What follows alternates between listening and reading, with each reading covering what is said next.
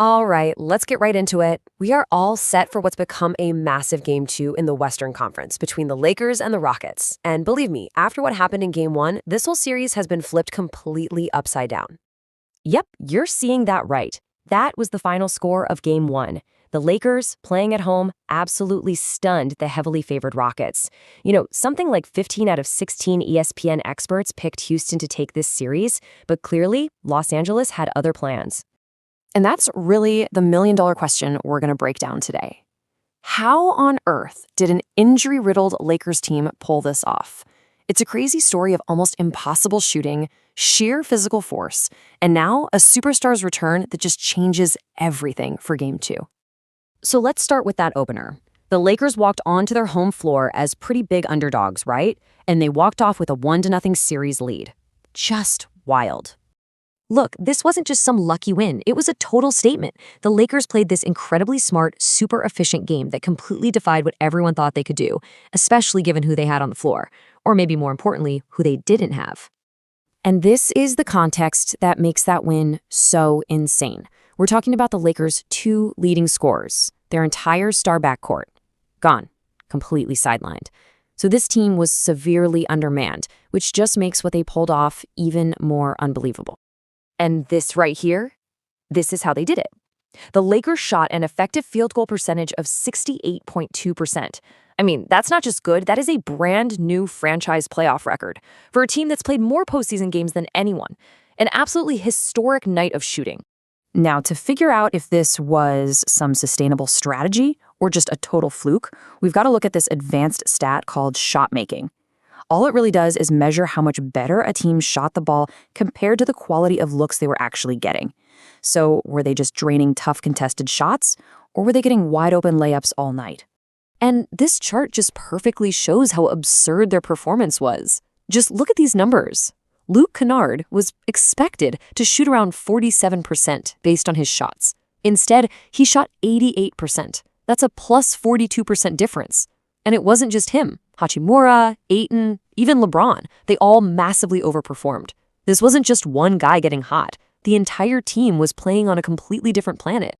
And to really put that in perspective, ESPN's data shows this was one of the single greatest shot-making displays in the last decade of playoff basketball. In fact, it was the best for any Game 1 in that entire time.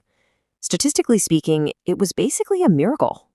Okay, so let's flip over to the other side of the ball because while the Lakers were just shooting the lights out, the Rockets were actually dominating the game in a completely different way.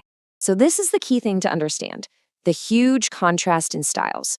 Yeah, the Rockets lost, but they stuck to who they are. They were bigger, they were stronger, and they absolutely bullied the Lakers down low. Just check out this disparity. The Rockets took 93 shots to the Lakers' 66. That's a 27-shot advantage.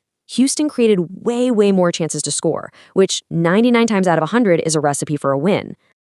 And here's exactly why they got so many more shots. 21 offensive rebounds. Houston just crashed the glass relentlessly, getting second, third, sometimes even fourth chances on one trip down the floor. It was a physical beatdown, even if the scoreboard didn't show it. So we've got this weird dynamic, right? Houston owned the possession battle but couldn't make a shot. The Lakers shot historically well. All of that just sets the stage for the biggest game changer of all heading into Game 2. This was the question on everybody's mind. The Rockets' offense just looked kind of lost without its main guy. They had all the opportunities in the world, but they just didn't have the firepower to cash in.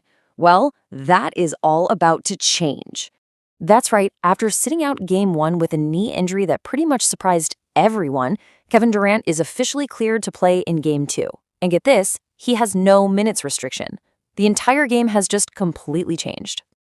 And what a moment this is going to be. We're talking two of the greatest players to ever lace them up, facing off in the playoffs for the first time in years. The last time these two legends met in the postseason, it was for a championship.